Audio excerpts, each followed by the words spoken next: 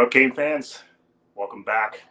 Been a while since I've done a live stream. Actually, I was looking through my feed, my old videos, and the last time I did one was the week of the FSU game with Jazz. And I think I wanted to take a break, well, for obvious reasons. After that blowout loss, I was like, let me take a little time off from the lives. But, we're back. It's the off season. Spring practice starts today as we speak. The pads are clicking right now. Quarterbacks are slinging the ball around. Please, if you're in the chat right now, I know it's been a while since I've been on, so the algorithm's going to kick my butt today. So you guys are probably not even going to be aware that I'm on till later. So if you're in the live chat, please throw me a comment. Mitch, good old reliable. How's it going, bro? Okay, now we got 4. Now we got 5. All right, they're starting to come in. What's up, everybody? So this is something I've been wanting to do for a while. My old apartment didn't allow for it because the kitchen was tiny. I've upgraded a bit. So today, I'm going to make some cafecito while talking some Canes football. So here we go. For all you people from other states that don't know what that even is, well, you're about to see. So please hit that like button if you're here. If you want to talk some spring, if you want to talk even some Canes hoops, please drop it in the comment. I'll go scrolling through and answer whatever questions you have. But let me just fill this up with water.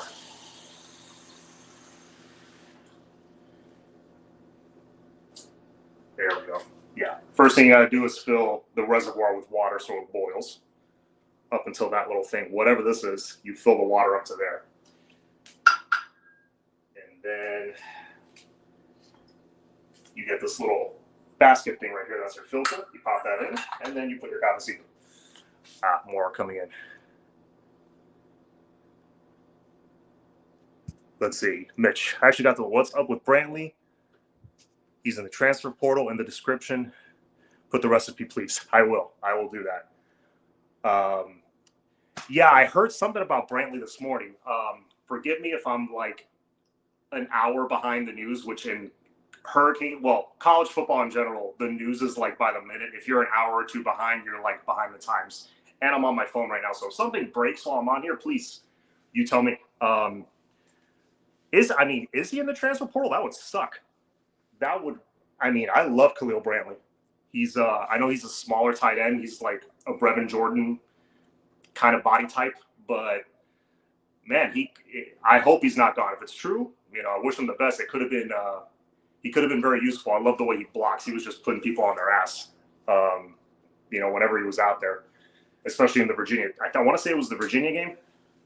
So he did. He was doing very well doing that. Go Canes. Great job, John, you and Flo. Hurricanes YouTubers. Oh, thank you, man. I used to make it all the time. I have some Bustelo. Oh, nice. I have Café La Llave, which is one of my favorites, and it's actually one of the cheapest. Coincidentally, I'm not sure why. Most of them taste the same to me, but that's the one I go for. But yeah, I hear a lot of first of all, speaking of leaving the program, I know Peyton Matoka, someone dropped on Twitter today that he's no longer with the program. Wish him the best. Some number changes. I know Emory Williams is, I think, wearing number 17 now. So that's going to be, that was Peyton Matoka's number before. So I saw a picture of him. He looks pretty big. Emory Williams is not lacking in size, in case you guys were wondering. He's legit every bit of 6'4". So developmental guy. It's going to take him a couple years to get on the field, but we'll see what happens there. Jakari Brown, this is a crucial year for him. But with Shannon Dawson in this offense, I think not only is he going to have not only is he going to have a package for him as his offense, he might have a couple of packages, and they're going to be very effective. It's not going to be the same play over and over and over again, but by the time we got to the FSU game, they knew what we were doing when he was on the field. It's official. He's gone. Well, that sucks. I don't want to lose a guy like Khalil Brantley, but you know what? That tight end room is full. It is jam-packed with Cam McCormick coming in. He's got tremendous size. 6'5", 6'6" dude, 260, whatever. He's like 29 years old. Yeah, weird timing. I agree, Mitch. I read something, some people are saying in some chats, I was catching up like really quick. It's like, oh man, sucks about Khalil. I assume he like got hurt or something. I didn't know he was in the portal. That one slipped past me. So thank you for the heads up. But yeah, Cam McCormick in that tight end room. Then you got Elijah Arroyo coming back. You got you got this kid Williams coming in with this recruiting class. He's one of the best. I think he was rated the number 2 or number 3 tight end in the country. Committed very early, so he kind of flew in under the radar from IMG. So that dude, I think, he's going to step on the field. People are going to be like, oh yeah, forgot about that guy. So you got him, and I believe you still have Mammarelli, who's a solid blocker. So you got a pretty full room right now. And they're going after, and you got Jackson Carver, who I think OBB Legend dropped on Twitter, some updates with certain guys. He looks like a very smooth route runner. I liked what I saw from Jackson Carver's tape. And he's a dude that has a frame that can put on like more size. He's like 6'6". So I think the tight end position is going to be just fine. It just sucks to lose a guy like Brantley because of, he was a dog. He played his ass off. But anyway, back to the Cafecito. Someone asked, how much sugar do you use? I don't want to put too much. I don't want to put too little. I'm kind of in the middle, maybe even on the stronger side. But today, I'm going to do 3 tablespoons. Let's see. So do our cafe first. Hang on. Let me do this over the sink so I'll spill it everywhere. Dump it into this little filter thingy. So you want to get it, again, for the novices, you want to get it pretty full and then pat it down with a spoon so it's packed in nice and tight. You get that nice strong flavor when it's packed in like that.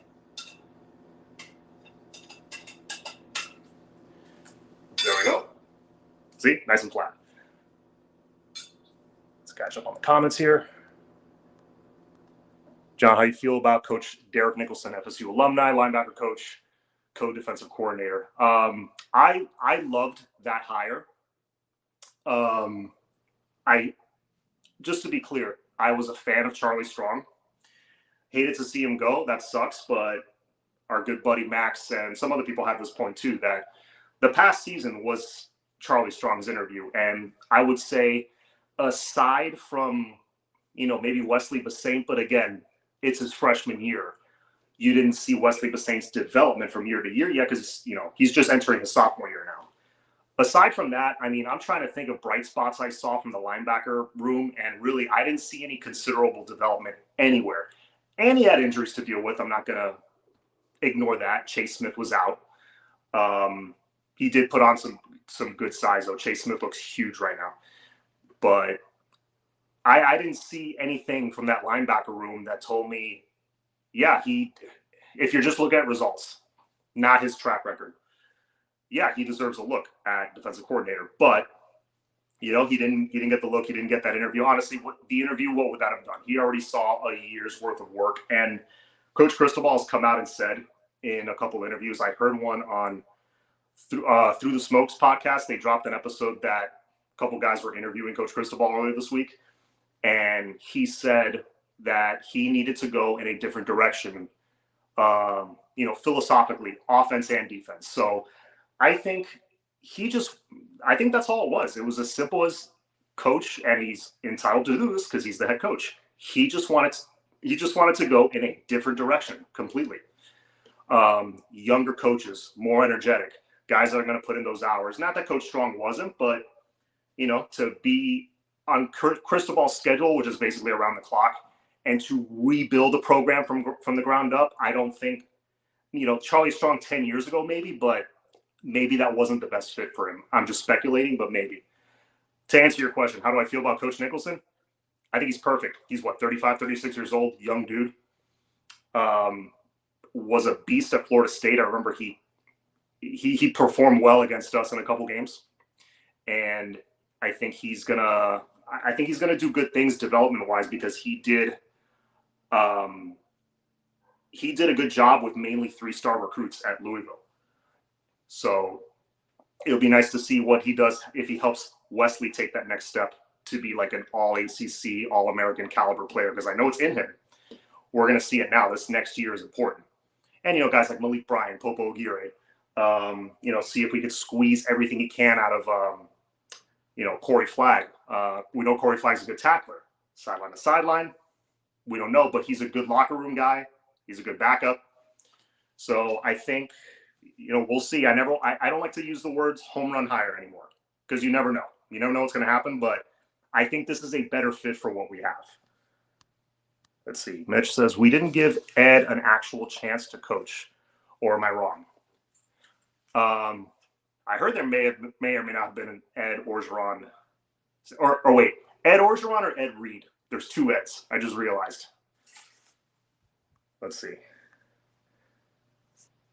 I should probably read your comments in order. That would be good. That would be good, John. I wonder what people's thoughts when Ed came in. Said he has no coaching, so he can't coach safeties. Not JT, comes in with his coaching experience. Yeah, you're probably talking about Ed Reed. Okay. I don't know if they gave Ed Reed a chance, honestly. I know he was going to go coach Bethune-Cookman, so he was in the middle of that. I don't know. I would rather have a guy with some experience, and JT does have. I mean, I think Ed does have some coaching experience. I don't know. I'll be honest with you. I don't know. I don't know the answer to that question. I wish I did. Corey Flagg's a good player, not great, very solid if used properly. I agree. Dr. Ill, good name. Yes, I am making some Cafecito. Back to that. ADD's getting the best of me. All right. Got the reservoir filled with water. Got our Cafecito there. You know what? Let me add a little more.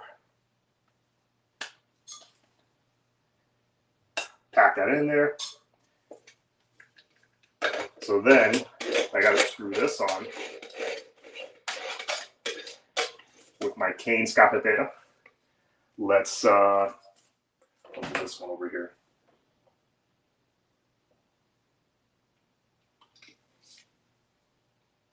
Put that on the burner. You can't see the burner right now. It's right in front of me here. Put it on the burner. Wait till it boils. You'll hear like a kind of sound, and you'll see the coffee come out through here. That's the next step. John, you have a nice place. Oh, thank you, man. Appreciate it. Well, you're only seeing like an eighth of it, but the kitchen was one of the selling points. I do like it in here. It's nice and big. This is like, there's a lot more to it. Where did you get that at? The cafetera? It's just a regular cafetera that I got at like Bed Bath & Beyond for $12, and I painted it with acrylic paint, so you guys can see. I painted like an ibis and all this stuff on there. I was bored one day. Let's see if I missed any comments. I used to drink café con leche. I think that's how you say leche. Close. It's Leche. Leche. That's milk in Spanish. Yeah. It's basically espresso with milk. Café con leche. It's good. Makes you nice and fat. So, are you making coladas on air right now? Uh-oh. Vish. What's up, Vish? You making coladas? Yes, I am, sir. I know you're a Cafecito man yourself. We got to do a show soon, by the way, Vish. I know it's been a while. Be bored again, pay me one. I wouldn't mind. I've had a couple of people ask me if I can do it. Yeah, I'll do it for you. I don't care.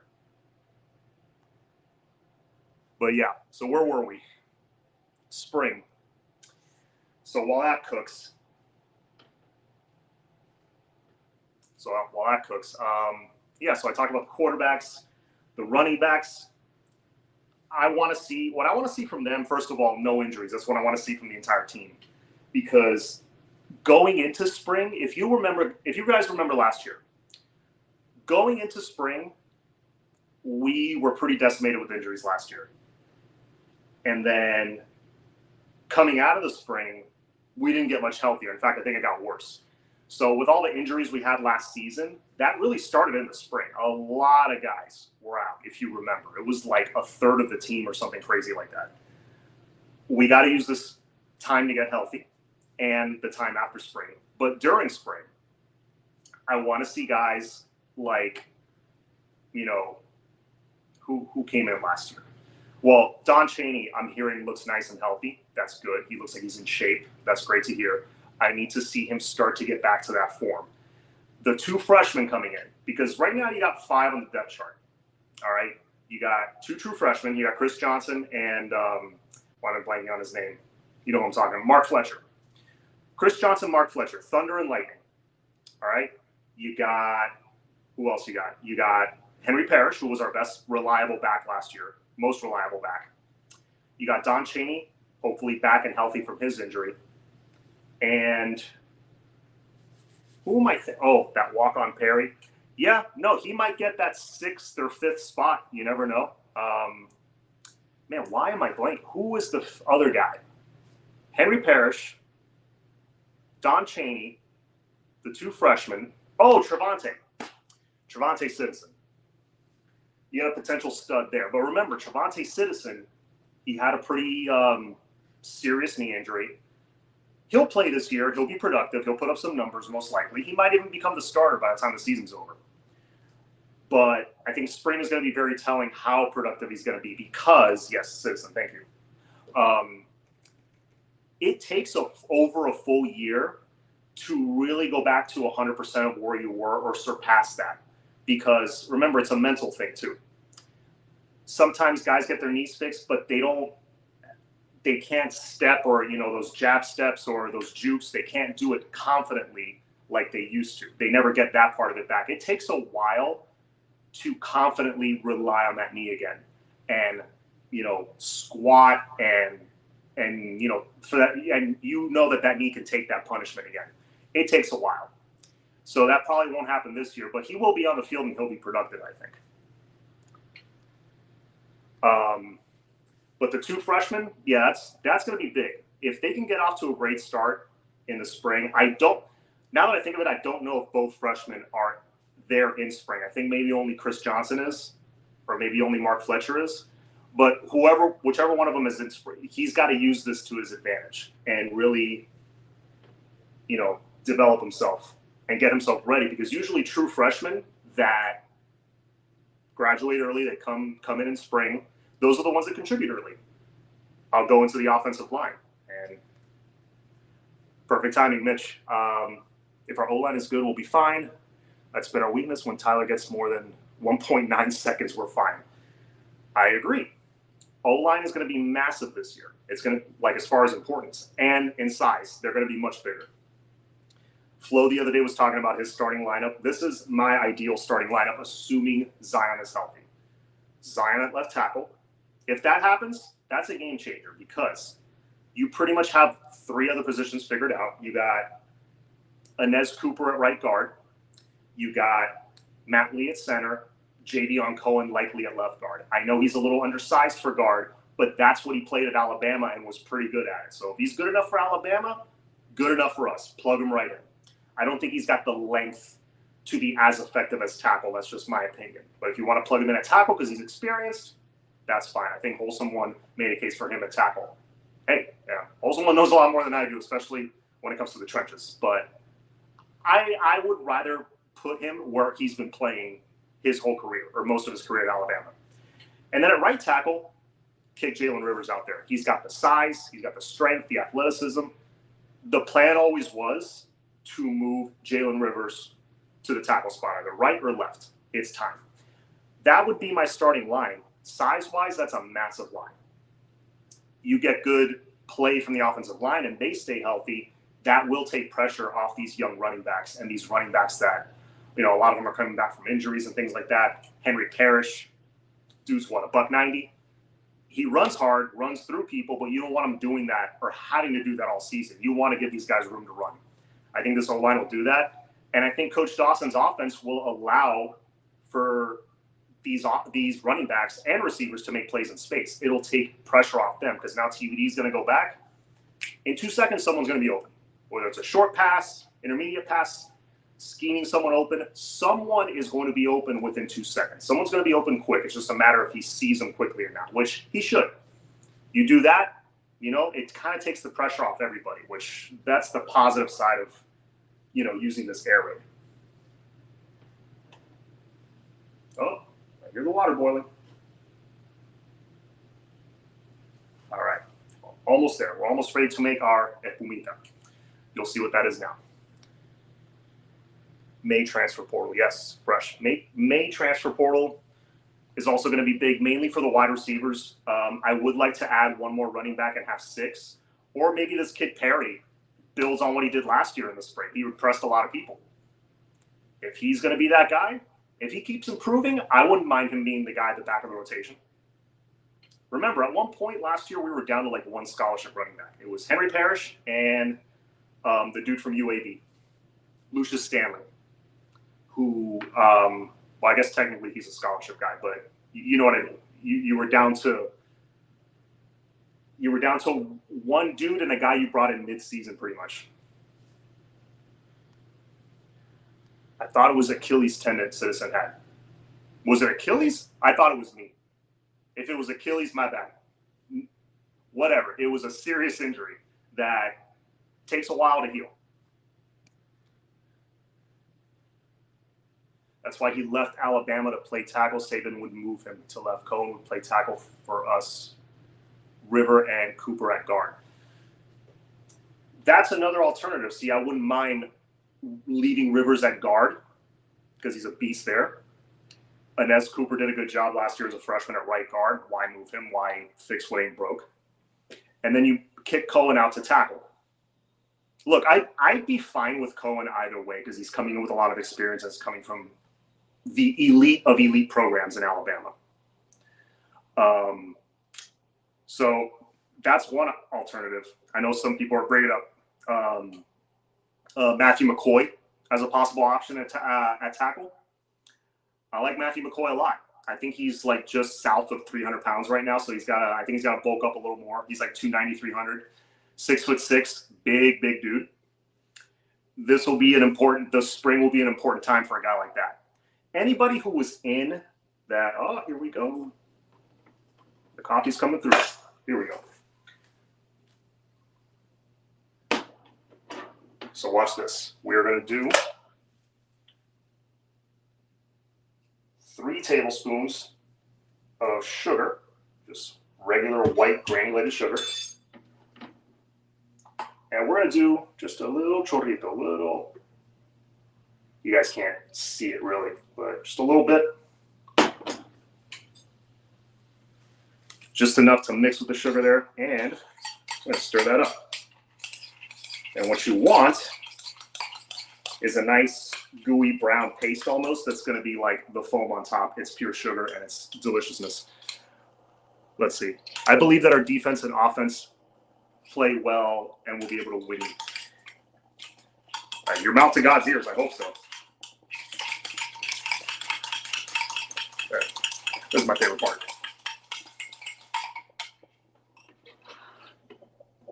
All right.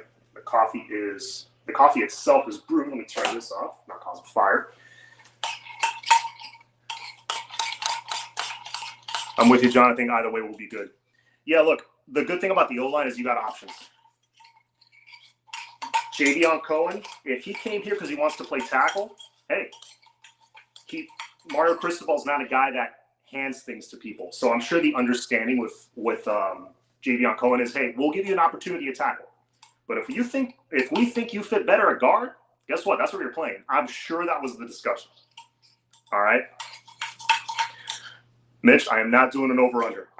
No predictions this year. I'm going in with not low expectations, but I'm going in with no expectations. Just blank slate, if that makes any sense. And it's not a bad or good thing. I'm just going in totally neutral. I'm like, I don't know what's going to happen. Let's see. Let's just try to enjoy the season and hope for improvement, which I think we will. Let's see, I believe there are defensive line. Oh, defensive lines. Okay, that's what you meant. Yeah, our D-line's going to be improved. I don't think we're talking bad about Salavea the last few weeks. I like Coach Salavea. Good recruiter. I think he's a good developer. I think Leonard Taylor played very well last year. He was ranked PFF like top 5 or top 6 D tackle last year. But they rotated him out a lot for some reason. I think he plays a lot more. And development of the D tackle this year is going to be important. We'll have to pick up one in the portal, though. D tackle, a safety. Corner, we're good. D tackle, safety. Running back, and receiver, obviously. So I'm not going to be on too much longer, guys. I'll end on that. Let's talk receivers. So Jacoby George out there looking healthy. You got Brashard Smith. The good thing, see, that's what you want, that little paste there. Let me put a little more.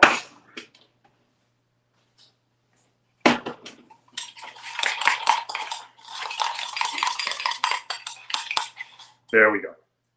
That's what you want. That sugary, pasty foam right there. That color, exactly. Wide receivers. Guys, give me your prediction. Who do you think steps up? Do you like white sugar over turbinado sugar? Gets a whipping, bro. Regular sugar. Good old, I gotta get a better one. Good old white sugar, man. That's the best for cafecito, honestly. I can also smell that cafe. I'm expecting Kobe Young, another guy who came in last year, going into his sophomore year. I don't think academically he's a sophomore, but he had 3 years of eligibility when he came in. I think he was a redshirt freshman on top of the COVID year. So he was in his third year, but he still had 3 years left. It's technically a freshman.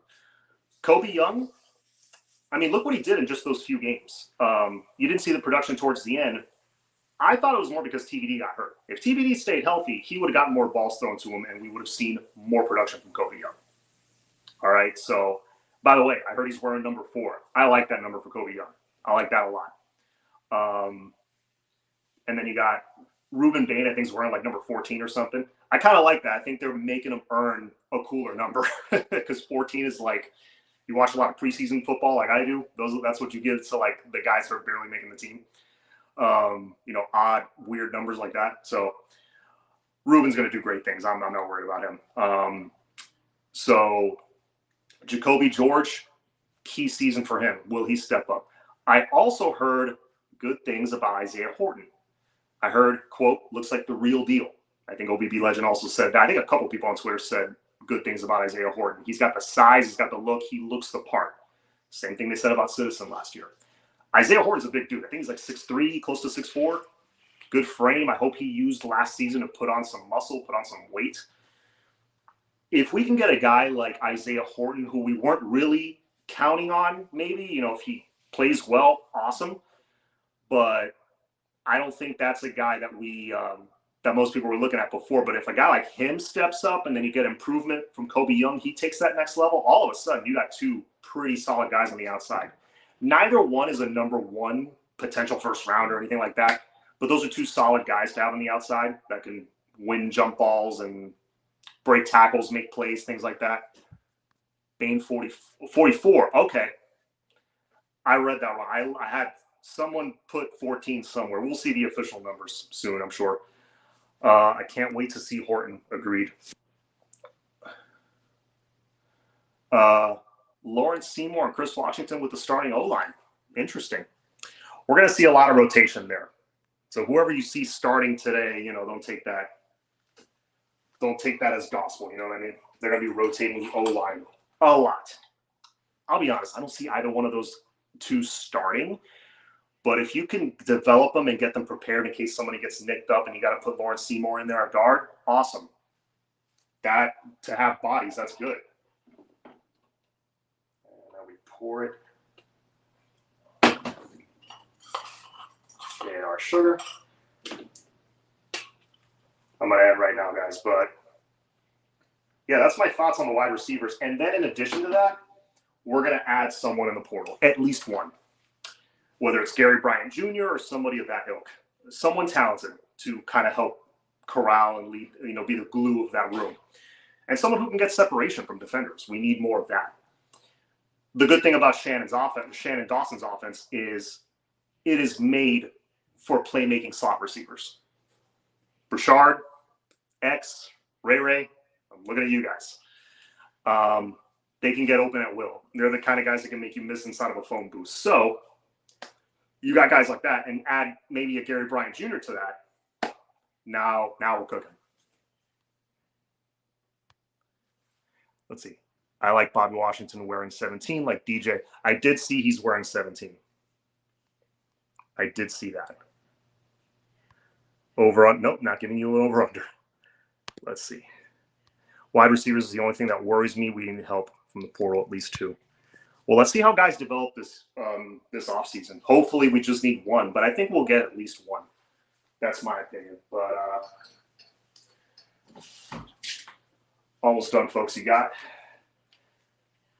That's your finished product right there. Got the steam coming out. And pour that in. All right, family. Cheers. Enjoy the rest of your Saturday. Before I go, Canes baseball, they play the Gators today at 2 p.m., I believe.